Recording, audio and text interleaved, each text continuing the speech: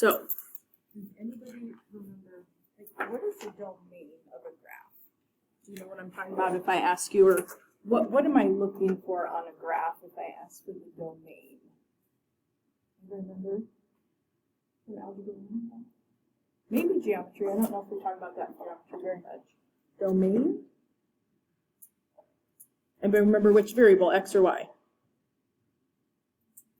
Okay, heart palpitations. Okay, so let me write this down. All right, domain is your possible x values.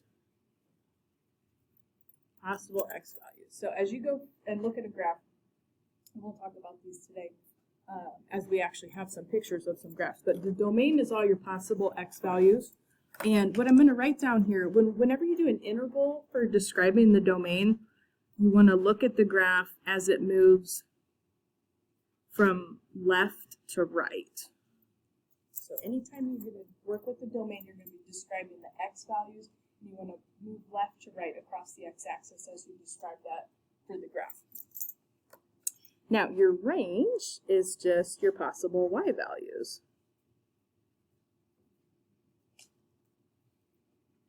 And I know this is going to look weird when I write it, but it'll help you from the interval. Whenever you do the range of a graph, you want to start at the bottom of the graph and move to the top. Whenever you write an interval, this is true for all the intervals we've been talking about, you have to go from the smallest number to the biggest possible number whenever you write an interval. So visually on a graph, if you're doing the domain, it's left to right, the left will be the lowest, the right will be the biggest. If you're doing the range, the bottom of the graph would be the lowest, the top of the graph would be the largest as you're looking at it. So specifically today, we're going to do some absolute value graphs. Does anybody remember the general shape, or have you graphed an absolute value? They all kind of take a same shape for absolute value. A letter, maybe?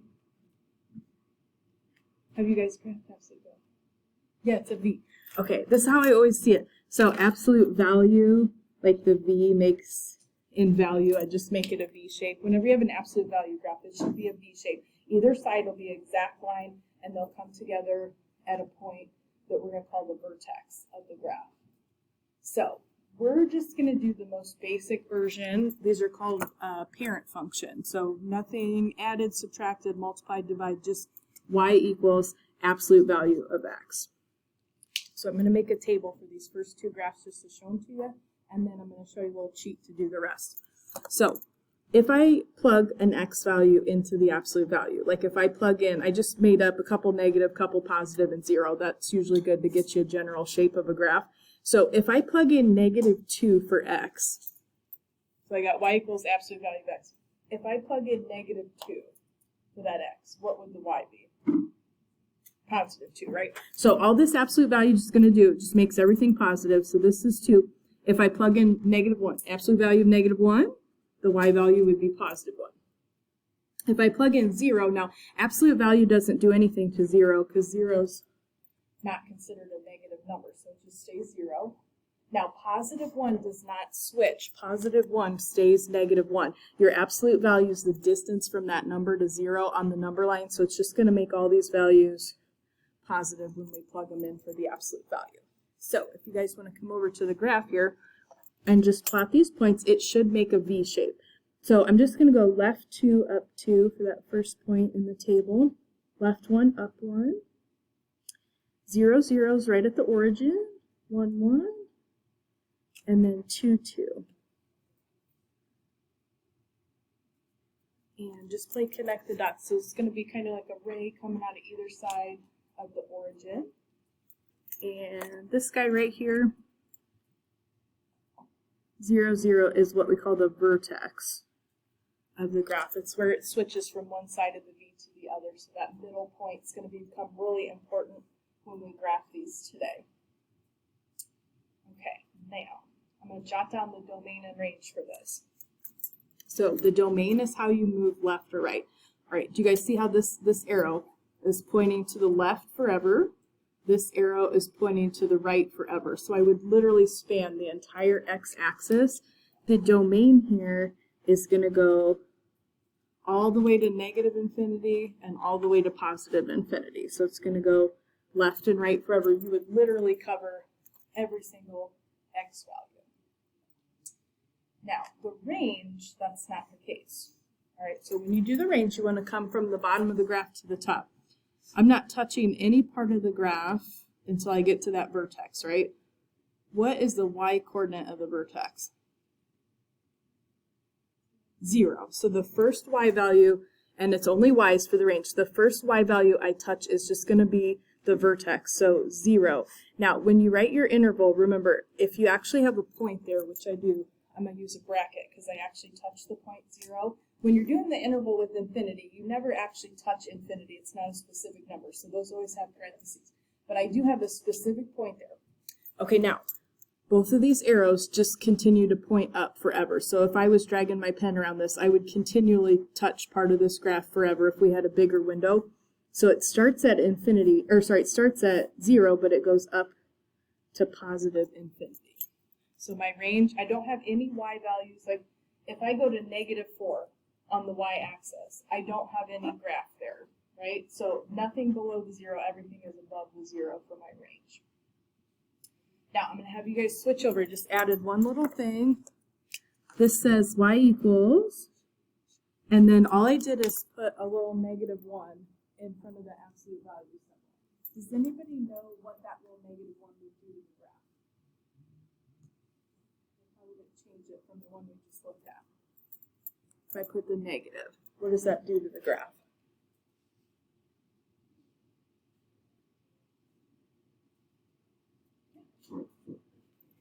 Exactly. This just flips this over. So if you got a negative out in front of your operation, it's literally going to take this V shape. It's just going to flip it to go upside down. So everything I plug in, the absolute value is going to make it positive, but then after I take that absolute value, that little negative symbol is going to multiply everything I get by -1. So these are going to be the same numbers we just wrote. They're just going to be negative.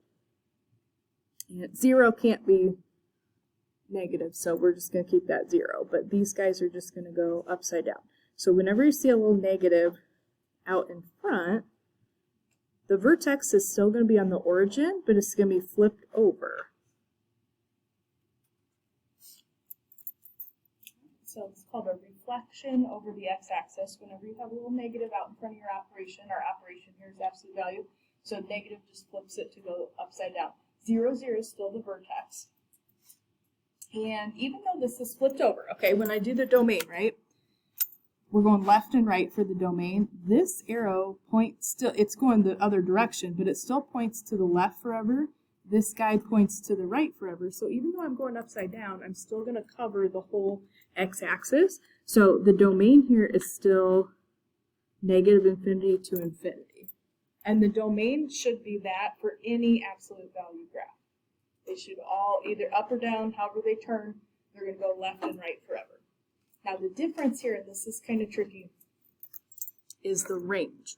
So remember at the little beginning of class I told you want to go from the bottom to the top. All right, so these arrows point down forever. So if I was approaching this graph with my pen, I would always be touching part of the graph until I got to the vertex, and the vertex would stop me. So when you do the range for the graph, if it's pointed down, the lowest possible value, it's going to go to negative infinity because it's pointing down forever. And then you're actually going to get stopped at the vertex. So when I get to the vertex here, there I stop touching the graph. So the y-coordinate of the vertex is going to be 0 again here, but it's just on the other end of the interval when it's flipped over. Little bracket because I have an actual point there, but that's telling me the graph goes down forever and stops at the y value of 0. Does anybody have any questions so far? Okay. Now, the rest of these, I'm going to show you like basically a little cheat to do this without a table. But there's a couple different types of translations, so I'm going to go through each one individually. All right, so the first one, this is called a vertical translation.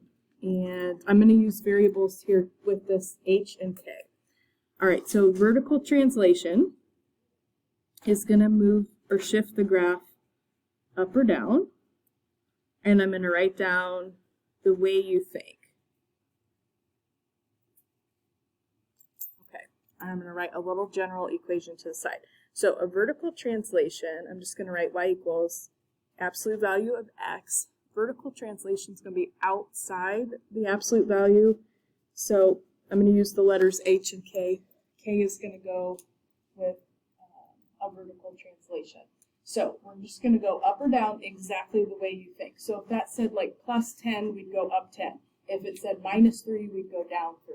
And that's what we're going to work on these graphs here. All right. Now, if you don't have anything inside with the x, the graph does not shift left or right. So the x coordinate of the vertex, whatever is inside with the x, is going to affect the x coordinate of the vertex. So there's nothing in there, so it's just going to be 0. And whatever is outside, it's just -4. That's going to be the y coordinate of the vertex. Right? Inside with the x is going to affect the x. If there's nothing in there, it's just 0. The y coordinate is going to be outside that absolute value, -4. Okay, so instead of my vertex being 0, 0, we're just going to go down to 0, -4. And then here's my little cheat for this. Okay, I'm going to write this in quotation marks, and I'm going to explain that in a second. But the two sides of the V from that point, we're just going to do the same slope, and I'm putting it in quotation marks. I'll explain it in a second. If you just have inside that absolute value, I just have a plain x, there's nothing in front of it, anything like that, it's just going to be 1. Just like the graphs we just did, if you went and actually did a slope, we're going up 1 over 1 on either side of that vertex, that's what we're going to do here. You just have a plain x, so just once you get that vertex plotted, up 1 over 1 on either side, and you can just keep going if you want a couple more points, just up 1 over 1 on either side from that vertex. And you can write this down if you want, but you don't have to.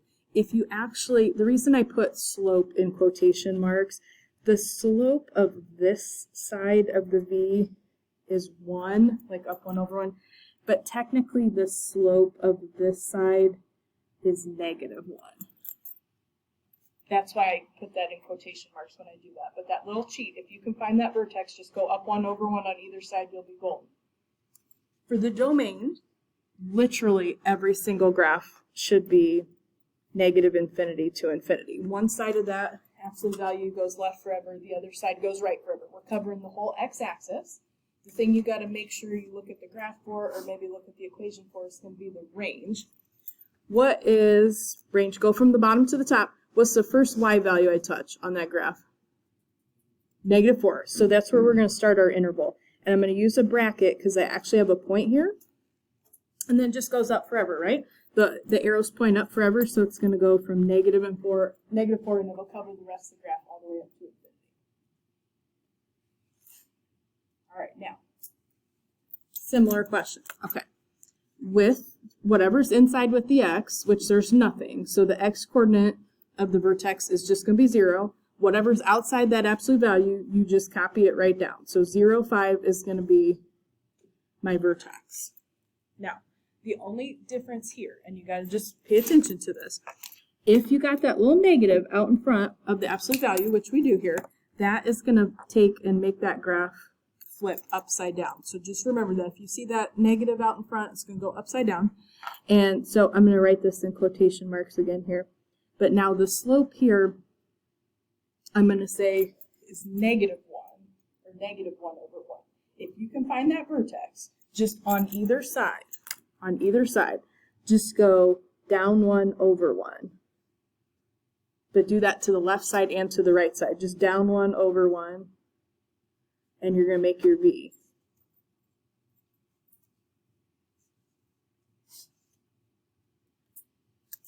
Okay, no matter what domain, we're going left and right forever. It's pointed down this time, but one side goes to the left, one side goes to the right. So it's going to be -infinity to infinity. The range is the part that's going to be different here. So this is pointed down forever. So I would always be touching a part of this graph if I was approaching this from the bottom. So my range here, I want to start my interval with -infinity. And then if I was tracing this, what is the last y value I touch? 5. So that stops me up at the 5, and I have a bracket. Okay, don't turn it over yet because I want to write a definition at the bottom. But is anybody having a question so far? If you can find that vertex and then just decide, does it go up or does it go down, you're in good shape. This is the one that's tricky, the horizontal translation.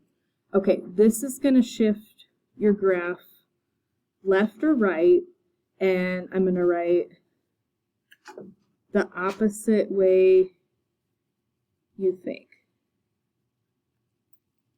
Okay, left or right.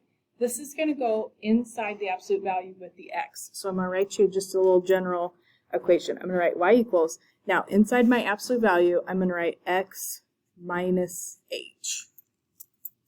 All right, now this is always tricky for people, but I promise I will say this to you like hundreds of times over the course of the year, because this doesn't just work for absolute values, it works for every kind of graph.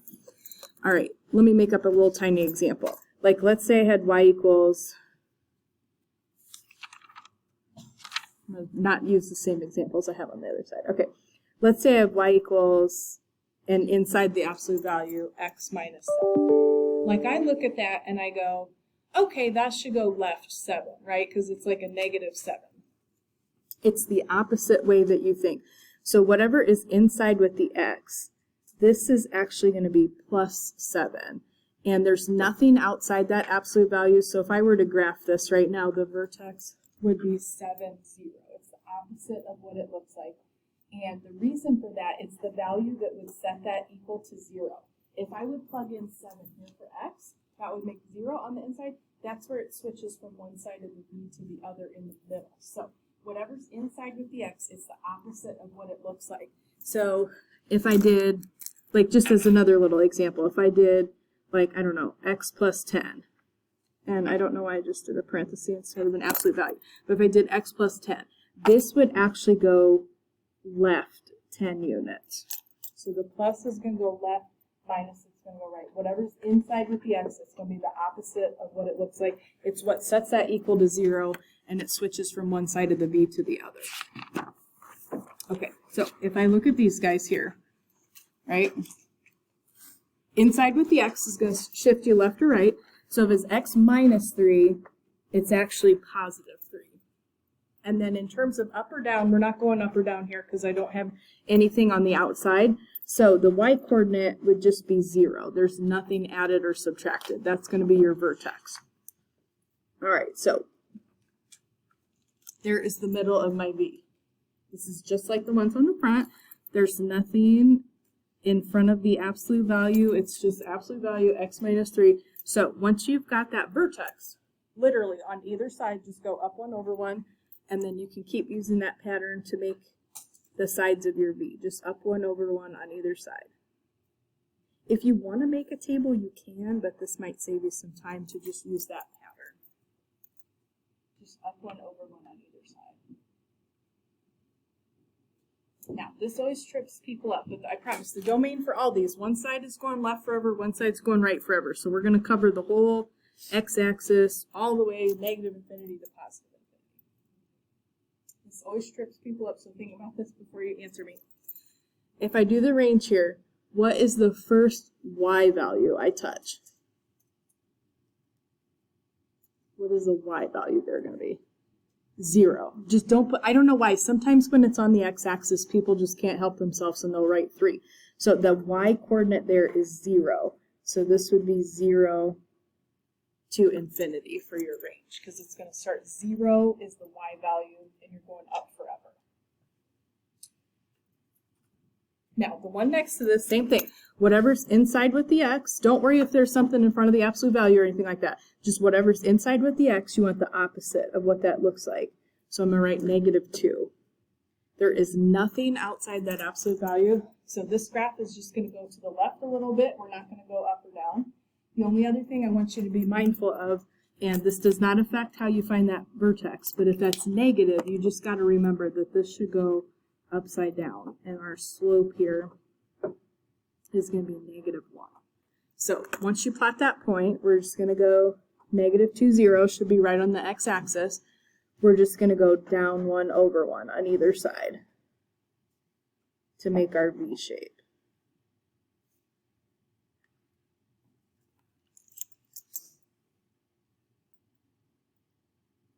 Doesn't matter if it turns right side up or upside down. One side of that's going left forever, one side's going right forever, so the whole x-axis gets covered. So the domain should go all the way from negative infinity to infinity. And again, the range here, just be real careful if it's just right on the x-axis. It trips people up sometimes. This is pointed down forever. So my range, the lowest possible y value, it would go all the way down to negative infinity. And I would stop touching the graph when I get to that vertex. And the y coordinate, make sure you got the y coordinate, is 0 there. And then that just has a little bracket on it because we actually have a point on the graph. Is anybody having a question? Okay, diagonal translation just means I have either left or right and up or down within the same exact equation. And if you guys see f of x, that's just function notation. That's the same thing as y equals. It's just another type of notation. To find the very middle of the graph, whatever's inside with the x, just I call this opposite copy. All right, if this helps you in any way. Opposite and then copy. That is going to be the vertex, and this, I promise, works not just for absolute values. This works for every kind of graph we're going to do. So inside with the x, that looks like a positive 2 to me, so the opposite would be negative 2. Outside the absolute value, just copy whatever that number is. That's going to be the y coordinate of your vertex. If you wanted to write this out, which you don't have to, but this is going to shift the graph left 2 units and down 5 units from just our normal parent function that we did on the front. So I'm just going to go left 2, down 5, so like right in there. That's going to be my vertex. And it just has a plain x. I don't have anything in front of the parentheses or anything like that. So the slope here, just on either side of that vertex, just go up 1 over 1.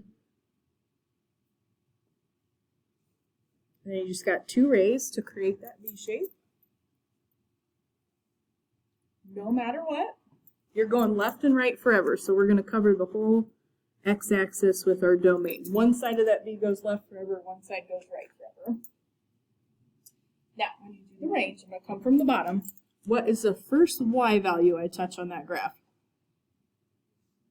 Negative 5. So you're just going to go with your bracket, negative 5, and then it's going up forever, so just up to infinity for your range.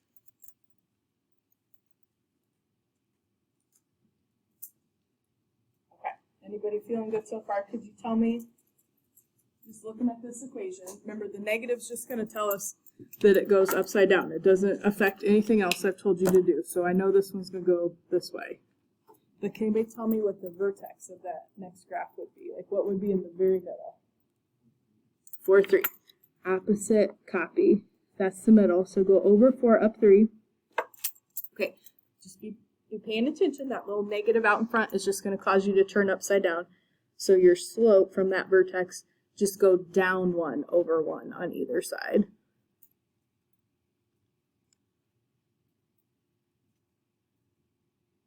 Domain, every single one of these is negative infinity to infinity. The range is the one that you got to pay attention to. So this is pointed down. So I'm going to start my interval at negative infinity, and we're going to stop at that vertex. I stop touching the graph. You just grab the y coordinate of that vertex, which should be 3 for this question. We're going to put a little bracket with that. There's no y value that's above 3 for that graph.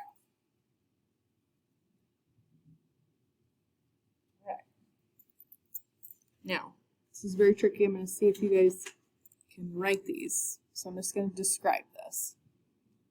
It says we're just going to translate absolute value of x 2 units down and 12 units to the left. So left or right is going to go with inside the absolute value with the x. Up or down is going to go outside the absolute value. Let me just write down what the vertex would be here just from this information.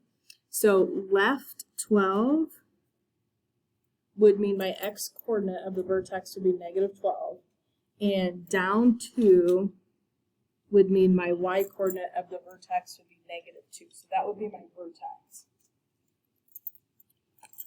All right. Anybody feeling good? could you plug that in and write me an equation, like what we had as the example that we graphed just above here? Like what would go inside with the x, what would go outside to cause that translation? What would you put inside with the x? Plus 12. Good. Opposite of what it looks like, so this can be plus 12. What would you put outside? Minus 2, done. That's it. There's your answer. Opposite copy. Okay, now, this one says 16 units up and 7 units right. So 7 units right would just be a 7. 16 units up would just be a 16. Left or right, whatever that description is, that's going to go with your x. And up or down, that's going to go with your y. So the vertex there would be 7, 16. All right, so I'm going to write y equals. Now, inside with the x is going to be the x coordinate of that vertex. Outside is going to be the y coordinate. So what would you put? You'd put x what inside there? It's got to be minus 7. It's got to be the opposite of what this looks like. So this would be x minus 7. What would you put on the outside? Just the 16, just plus 16. If the y value, whatever the y value is, if it's positive, put a plus. If it's negative, put a minus. And then I just added this into the mix at the bottom here. These are just inequalities instead of equations. So we're just going to do some dashed or solid lines and then some shading. So I have here just y is less than negative absolute value of x minus 1 and then plus 6. Okay, somebody tell me, just raise your hand, what would the vertex be here for this last one? Or the second to last one? What would the very middle of the V be?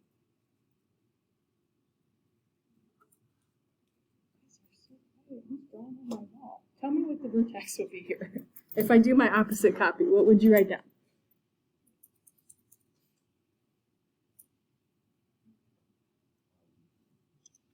What would you tell me the x coordinate is?